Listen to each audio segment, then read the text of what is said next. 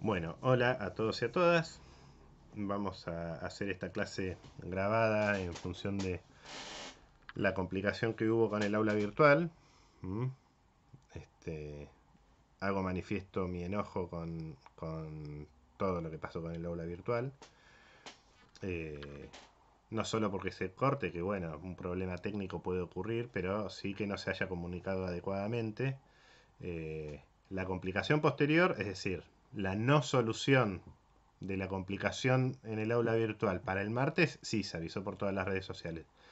Pero la del lunes no nos enteramos. Entonces, el domingo a la noche me estuve preparando para tener una clase sincrónica con ustedes. El lunes a la mañana también, pero no podía entrar al campus. Y bueno, pasó lo que pasó. Tuvimos que suspender la clase y preparar esta grabación que también cambia un poco la dinámica prevista, ¿no? Pero bueno, terminada la queja, un minuto de grabación de queja, vamos a pasar a trabajar sobre los textos. Ustedes tenían dos textos, el texto de Gerard Noiriel sobre la crisis de la historia, el capítulo 2, la formación de una disciplina científica, el libro de Noiriel es del año 1996. Y el capítulo 5 del libro Las caras de Clio de Enrique Moradielos. El capítulo se llama A la sombra de Ranque, la cristalización de las ciencias históricas en el siglo XIX. ¿Mm? Eh, bien, ustedes se acuerdan que nosotros en el en la primera clase de estas habíamos hablado de cómo Koselleck describe una transición que ocurre a nivel conceptual en Europa, que es paralela y convergente con la doble revolución que nosotros siempre estudiamos, que conocemos, ¿no? La revolución política y la económica. Bueno, aparte de esa revolución política y económica, ocurre, según Koselleck, una revolución o transición conceptual, que tiene que ver con el racionalismo, el debate con el empirismo, el liberalismo, etcétera, etcétera, ¿no? Y bueno,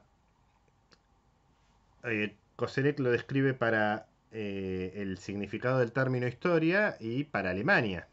¿Mm? Y bueno, estos dos autores también trabajan sobre eso porque efectivamente en Alemania se da una transición importante que es el surgimiento de la historia como disciplina. ¿Mm? Y acá es donde yo lamento no haber podido hablar con ustedes para tener alguna idea de cuál es la relación que ustedes tienen con la figura de Napoleón Bonaparte, porque es un personaje muy importante en la narración que nos hace, por ejemplo, Moradielos de el surgimiento de la historia como disciplina académica o científica. ¿Mm?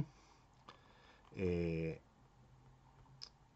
Porque ¿qué es lo que subyace a la narrativa de Moradielos? Bueno, cuando se expande Napoleón, ¿m? Cuando se expande el imperio de Napoleón, después de haber pasado, haber derrocado al directorio, haber hecho el triunvirato con Sieyes y haber hecho el consulado, Napoleón se autoproclama, también se acuerdan de esa historia, ¿no? Es un personaje fantástico, Napoleón.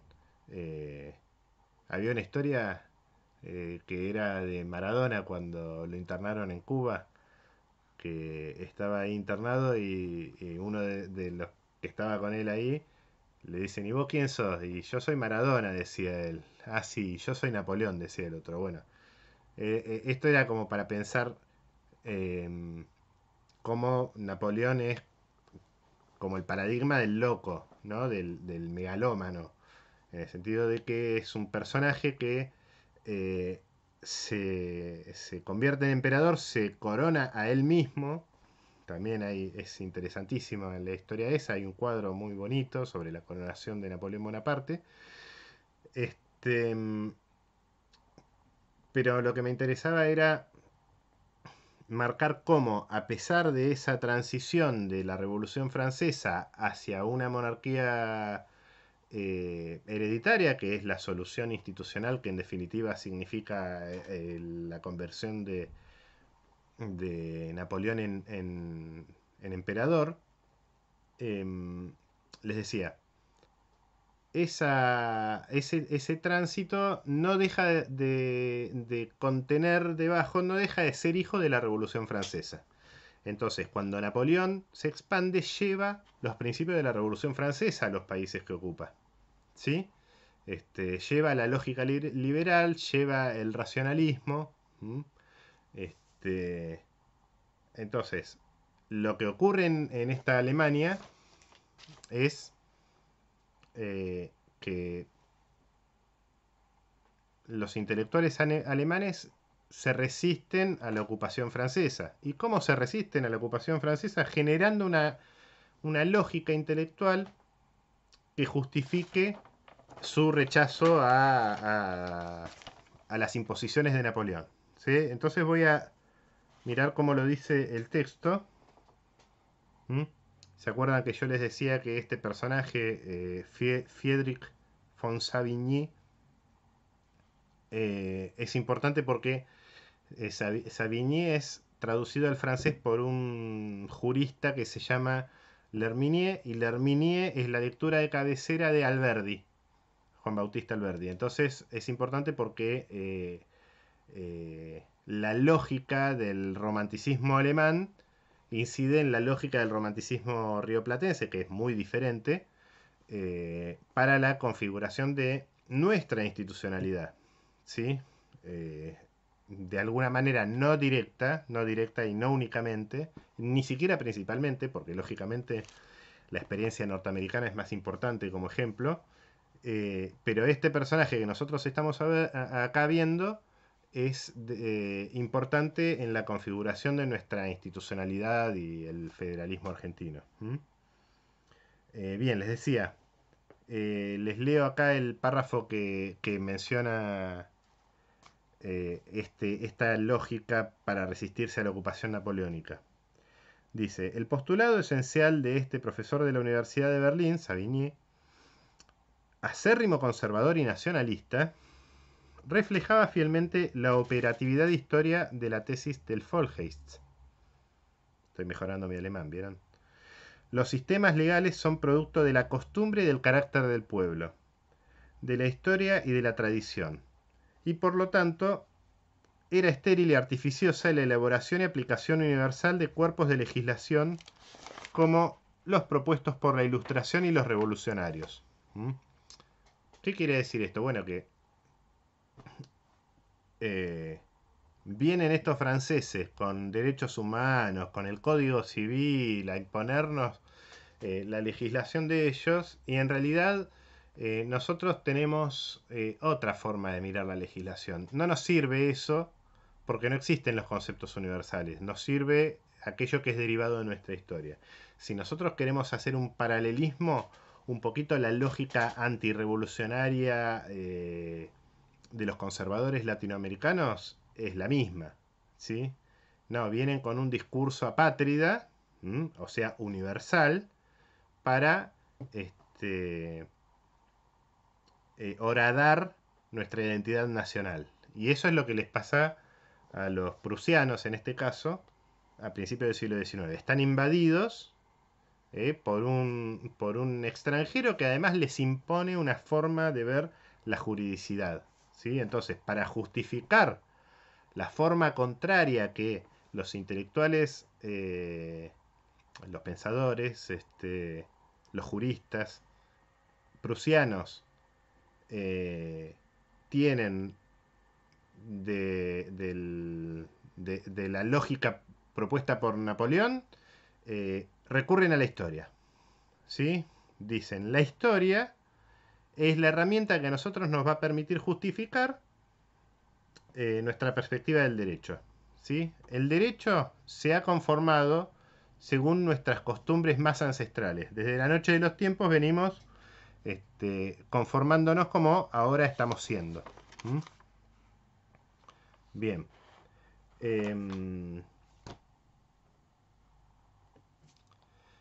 Entonces, acá va un poquito en función de lo que nos contaba Mónica el otro día en el teórico, que ustedes ya tendrían que haber visto, ¿no?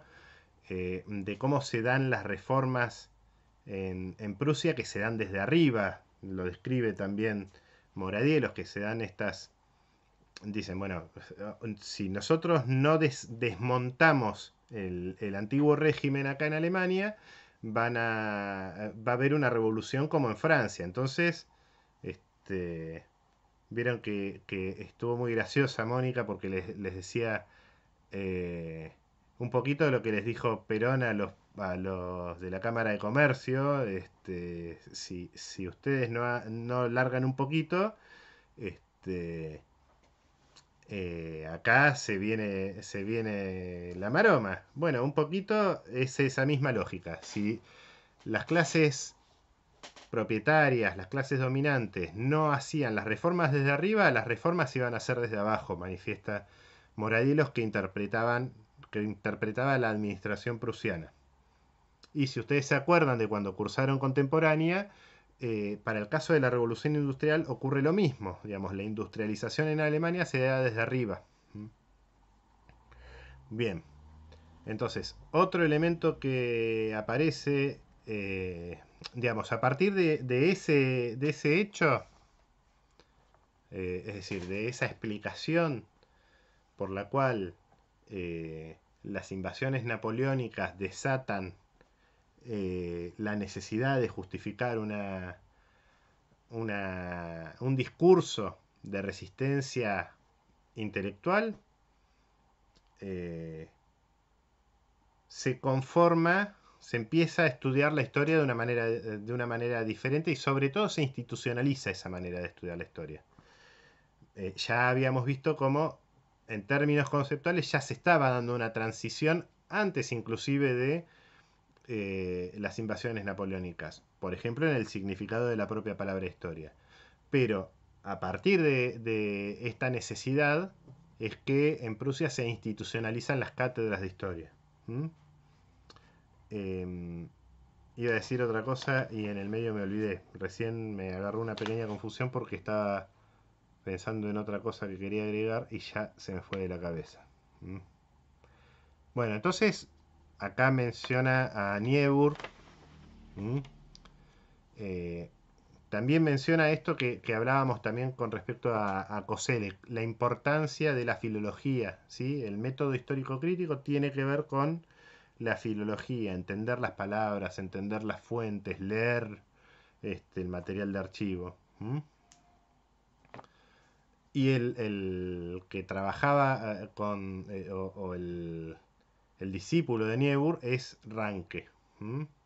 Entonces Moradiellos describe que yo trabajo, digamos, empiezo con Moradiellos, además, a pesar de que es un texto posterior, porque primero que es de una lectura mucho más sencilla, eh, y sobre todo porque nos da un marco histórico un poco más amplio, ¿sí? Que el texto de Noiriel. El de Noiriel rápidamente hace un par de referencias históricas y rápidamente se mete en la cuestión metodológica. El texto de Moradiellos no, hace más una cuestión contextual. ¿Mm? Bueno, entonces, decíamos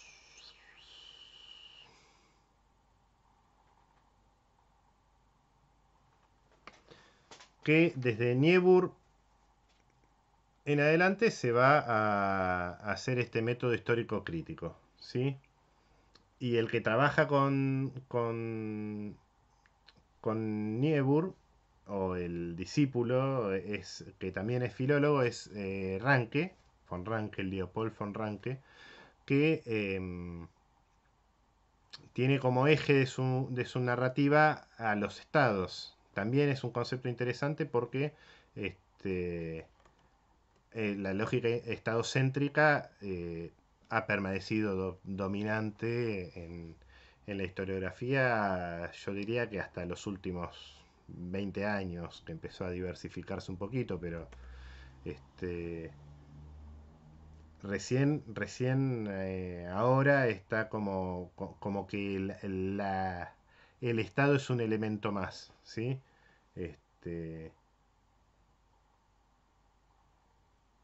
Pero bueno, acá hay una cita en la página 153 que dice que para arranque dice que la primacía es de la política exterior, ¿no? Entonces cito, los estados y sus gobernantes son los agentes principales del devenir histórico y sus relaciones, conflictos, negociaciones constituían la materia esencial de la investigación histórica, ¿sí?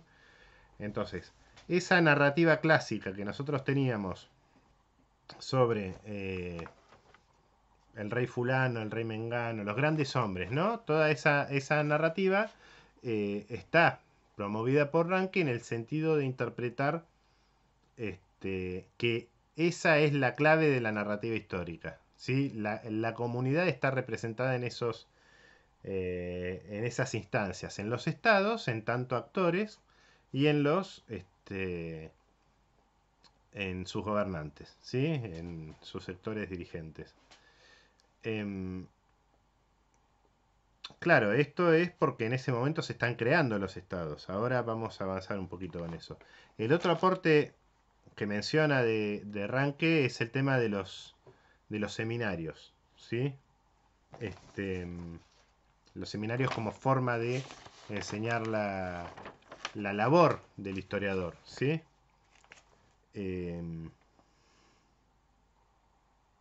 entonces, bueno, acá aparece la frase esta de que a la historia se le ha asignado la tarea de juzgar el pasado, de instruir al presente en beneficio del porvenir. Mi trabajo no aspira a cumplir tan altas funciones, solo quiere mostrar lo que realmente sucedió.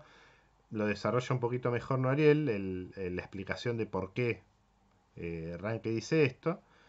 Em, pero bueno, una cosa que a nosotros nos interesa de Ranke es, y del texto de Moradiellos, es que aparece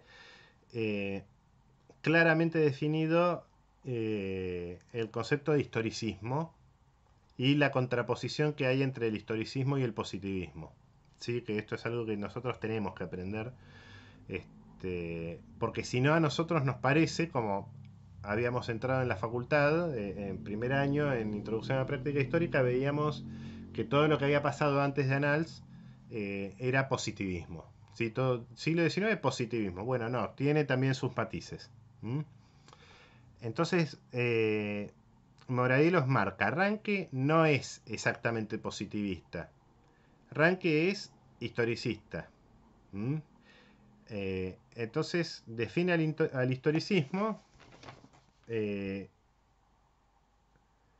en una cita de la página 155 que dice, los hechos y situaciones pasadas son únicos e irrepetibles para el historicismo y no pueden comprenderse en virtud de categorías universales, sino en virtud de sus contextos propios y particulares. Fíjense qué similar que está a los postulados que leíamos recién de Savigny respecto de la cuestión jurídica.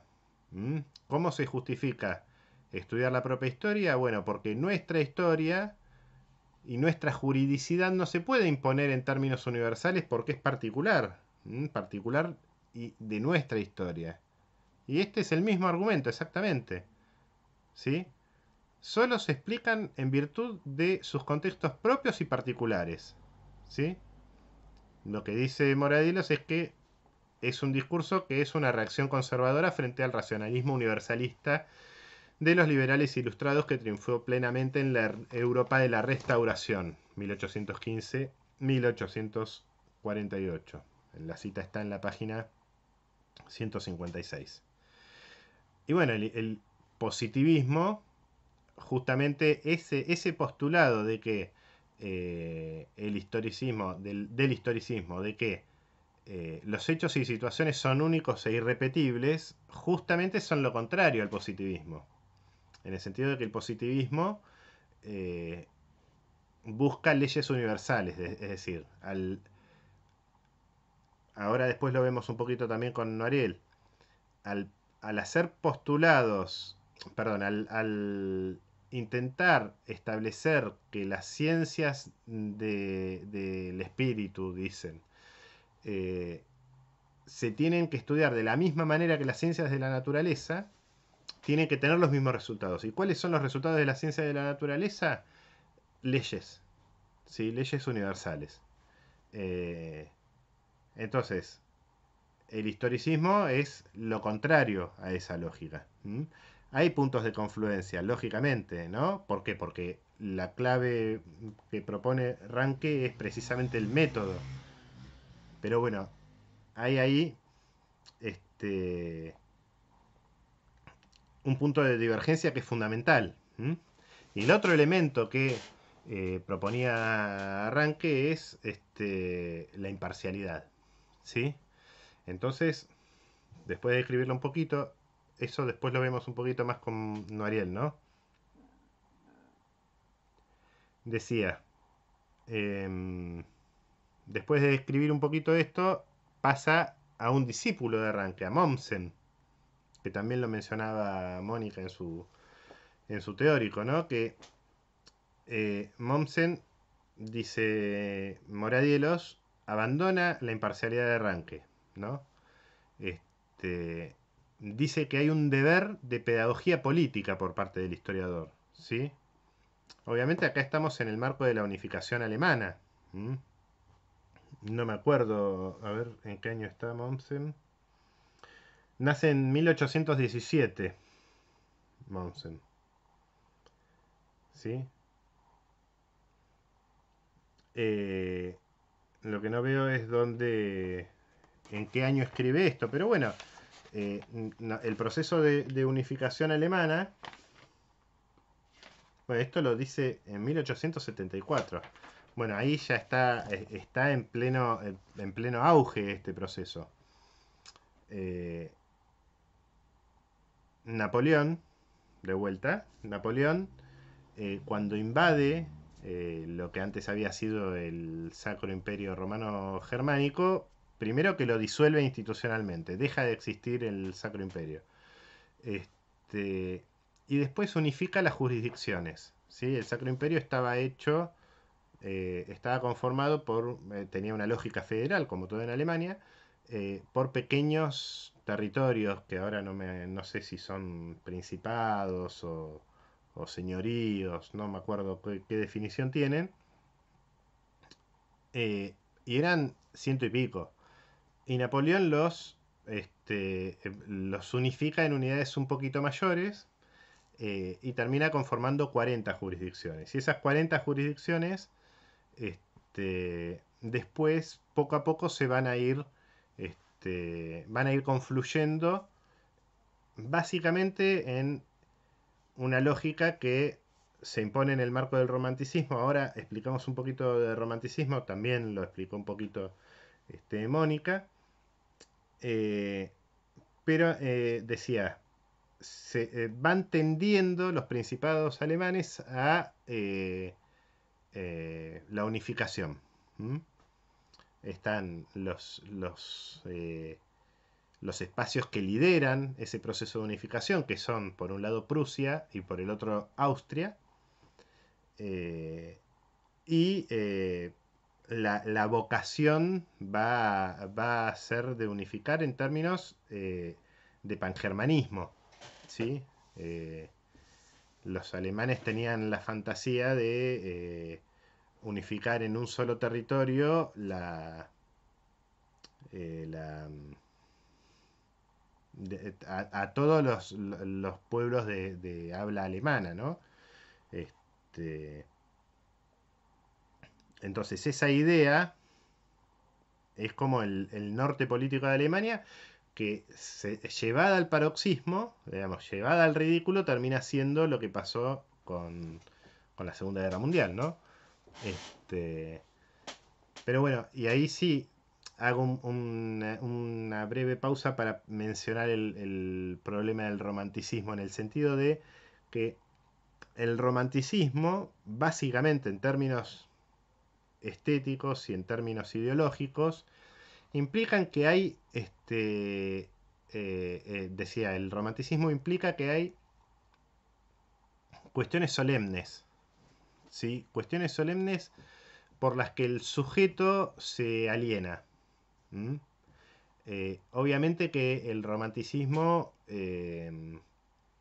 piensa en términos de cuestiones ideales del tipo la nación, la gloria, el honor.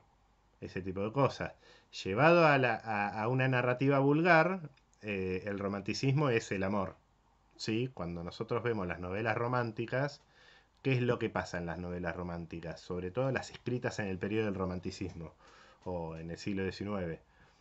Ya la nación y la gloria no son el objetivo. Están ahí, está, el honor está también, son temas importantes, pero ahí lo que aliena al sujeto es el amor. Entonces, yo siempre me acuerdo de Sandokan, que en la novela de Sandokan está el ñato rodeado por la armada británica, a punto de ser derrotado, escondido en una isla, qué sé yo, y el tipo está pensando en su mujer, en su novia, en su amada, eso es, en su amada, ¿sí?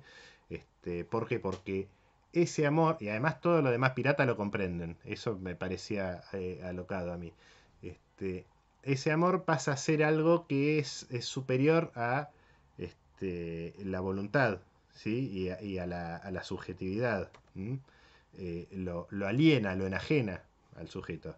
Bueno, en términos políticos, aquello que está en condiciones de enajenar al sujeto es la patria y es la gloria. ¿M? En términos estéticos se ve mucho con los cuadros de Lacroix. ¿Se acuerdan ese cuadro en el que está lo pueden googlear, en el que está la República, ¿m? La libertad guiando a los soldados en la guerra, que es esa representación de la República llevando la bandera y los soldados muriendo a un lado y al otro. Lo podría buscar, pero no. Vamos para adelante. Em, en el tema de la música está Wagner. Wagner es el romántico. Hay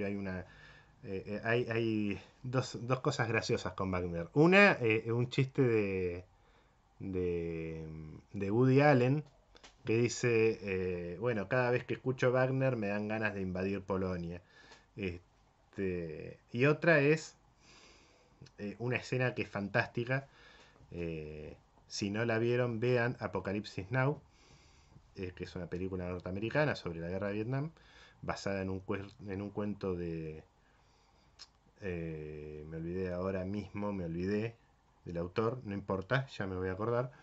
Les decía, vean Apocalipsis Now, que tiene una escena fantástica en la que se suben a unos helicópteros para entrar en la batalla y antes de entrar en la batalla el general, el jefe ahí de los que se suben al helicóptero pone un fragmento de Wagner. Entonces desarrollan toda la batalla bajo el son de Wagner, que está en unos altoparlantes tremendos, y es así como que... cuál es la lógica estética de la música de Wagner? Justamente que te enaltece al punto de querer, como dice Woody Allen, invadir Polonia. Este, Hace que sientas que todo lo terrenal es una porquería, que lo único que importa es lo sublime. También propio de la lógica romántica es la visión de la mujer como un ser delicado. ¿Sí? El lugar de la mujer doméstico, el lugar doméstico de la mujer en la división eh, de las funciones sociales eh, está estimulado por el romanticismo, tal vez como por ninguna otra corriente estética. ¿Mm? Bien, cerrado romanticismo. ¿Cómo llegamos acá? Me pregunto yo. Igualmente, si tardo mucho y vacilo, corto y continúo, así no pierdo todo lo que ya filmé. Este, Bien, decía, bien, no, para seguir con esto, con esta lógica del romanticismo, menciona el texto, bueno, a Mommsen, que decía, en el marco ese de la unificación alemana, decía que el historiador tiene un deber de pedagogía política. El lector de esa historia tiene que entender que tiene que haber un Estado que lo guíe. ¿Mm? Y ese Estado es la representación de la comunidad. ¿Mm? La legitimidad del Estado se relaciona con la uniformidad de la población, ¿sí? Es el momento clave del nacionalismo étnico-lingüístico, ¿sí? Y el mejor ejemplo es Alemania, sin dudas. El otro ejemplo es España. ¿Mm? ¿Por qué? Porque pasa prácticamente lo mismo. Hay un autor alemán que se llama Hagen Schulze que menciona cómo el primer sentimiento nacionalista se da en España a raíz de la invasión napoleónica, ¿sí? Que nosotros tenemos alguna idea ahí por el impacto que eso tuvo en las colonias americanas de España. ¿Mm? Pero bueno, nada, lo mencioné nada más para no olvidarlo. Si quieren averiguar más o ver cuestiones de estética, vean los horrores de la guerra de Goya, por ejemplo. Bueno, no importa. Y el otro que menciona el texto de Moradiello es a von Treitschke, Treitschke, Treitschke, que dice esta frase: soy mil veces más un patriota que un profesor. ¿Sí? Están evidentemente en ese momento álgido del nacionalismo y de la unificación, están todos absolutamente prendidos en esa lógica patriota, ¿no? Eh, Le recomendaba el otro día a Mónica y se lo recomiendo a ustedes también. La unificación de Alemania se da con tres procesos bélicos, se termina de consolidar. El primero es una guerra contra Dinamarca. Hay una serie danesa que está buenísima que se llama 1864, así con números, búsquenla, que justamente, bueno, habla de una historia de amor que es medio pavota ahí entre los protagonistas de las historias de amor, pero aparte está todo el trasfondo de cómo Dinamarca también está en ese marco álgido del nacionalismo y cómo se da una guerra por una causa nacionalista y obviamente los daneses son arrasados por las tropas prusianas y austríacas juntas. ¿Mm? Bien, pero em, les decía, el otro proceso bélico es justamente entre Prusia y Austria y el tercero es la guerra franco-prusiana, que esa la conocemos porque ahí fue para Francia, fue una catástrofe, ¿no? Bien, eh, decía, bueno, a partir de acá, eh, de este contexto, se da, según Moradelos, este proceso de nacionalización en el sentido de que eh, la historia como disciplina basada en un método que debía ser aprendido, generó que se multiplicaran las cátedras y los departamentos de historia, ¿no? También se generalizaba la apertura de archivos, ¿no? Ahí empiezan a haber archivos nacionales en todos los países, también está descrito también en el texto, ¿no? Hay una cita acá en la página 165.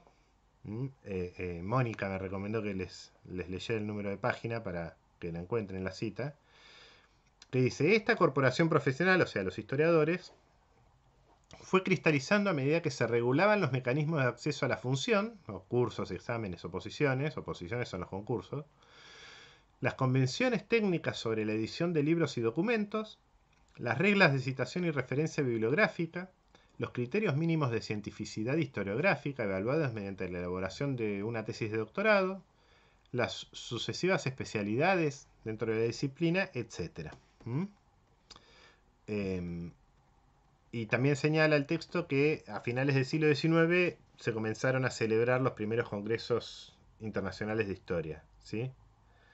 Y después hace una pasada por las escuelas nacionales, un poquito lo que habíamos visto la semana pasada sobre el caso británico con la historiografía Whig. Menciona a Michelet, ¿sí? Eh, que también ustedes lo vieron en el práctico, que también es romántico. Acá tiene una cita, en la página 173, que dice: el nacionalismo romántico, apreciable en grado sumo en Michelet, contribuyó asimismo a fomentar el desarrollo de historiografías nacionales en casi toda Europa a lo largo del siglo XIX. De hecho, el proceso de construcción de naciones que llevaron a cabo los diferentes nacionalismos europeos decimonónicos fue parejo a la redacción de historias nacionales que sirvieron como pieza clave en la configuración de esa novedosa conciencia de identidad de grupo nacional, bla, bla, bla. Eh, Otra cosa que marca es que hay un crecimiento demográfico y urbano, porque también está eso, ¿no? Hay, hasta el siglo XIX, todas las cuestiones étnicas y lingüísticas se trabajaban en función de las clases dominantes y de las minorías cultas. A partir del 19, esas minorías son cada vez más grandes, ¿sí? Y ya en el 20, no. Ya en el 20 ya no son minorías. Las cultas en el sentido de que tienen un acceso a la escritura, que se da esa transición demográfica en la que las poblaciones dejan de ser rurales e iletradas. Bien. Y después menciona la influencia de Marx, ¿no? Con estos conceptos, los conceptos clásicos del materialismo histórico, las fuerzas productivas, relaciones sociales de producción, lucha de clases. Hay una cita en la página 179 que dice: la anatomía de la sociedad hay que buscarla en la economía política. Y dice: en la producción social de su existencia, los hombres entran en relaciones determinadas, necesarias, independientes de su voluntad. ¿Sí? Y aclara que la influencia del marxismo sobre la práctica histórica en el siglo XIX fue mínima, ¿no? Y que después, en el siglo XX, con la Revolución Rusa, obviamente, pero sobre todo con la crisis del positivismo que implicó la Primera Guerra Mundial, el marxismo pasa a ocupar otro lugar, ¿no? Un lugar más prominente. Bueno, voy a cortar acá y continuar con el de Noariel, así no tenemos videos tan largos. Este de unos 37 minutos parece suficiente. Y ahora continúo con el de Noariel.